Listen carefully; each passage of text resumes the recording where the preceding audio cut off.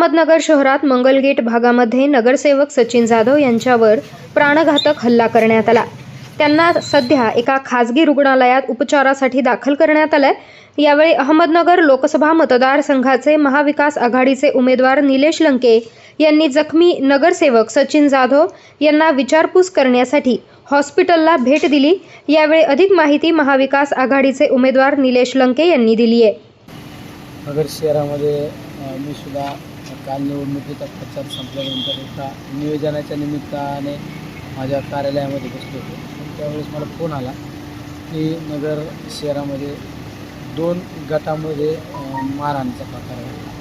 म्हणजे एका प्रतिष्ठित नगरसेवकाला मारहाण होती ही एक गोष्ट तशी निंदास्पद गोष्ट आहे। राजकीय विचार प्रवाह जर कुठला जरी असला तरी अशी घटनाचा निषेध आपण केला पाहिजे। त्यामुळे आज मी सचिन जाधव यांना भेटायला आलो, डॉक्टरांना पण भेटलो, पेशंटची विचारपूस केली। ज्या नाकाला काहीतरी नॉर्मल स्वरूपाचं फ्रॅक्चर आहे, पण आज खऱ्या अर्थाने शहराने विचार करणं गरजेचं आहे। हे कशाचं प्रतीक आहे?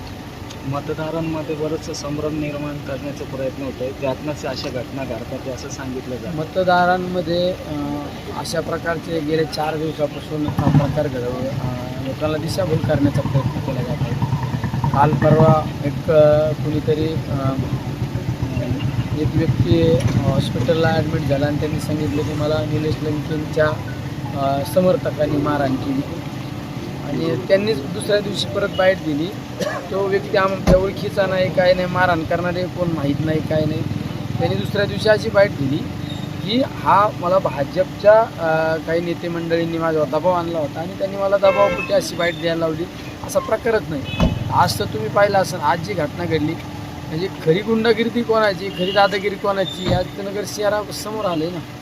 मारहाणीच्या घटनेनंतर काल तुमची एक ऑडिओ क्लिप पण सोशल मीडियावर विरोधात कोण कुठल्या पक्षाचा यापेक्षा एखाद्या सहकार्यावर जर प्रसंग ओढवला आपण त्याला धावून गेलं पाहिजे, ह्या विचाराचा एक मी सर्वसामान्य कार्यकर्ता आहे। त्यामुळे आज या ठिकाणी मी आलेलो भेटायला।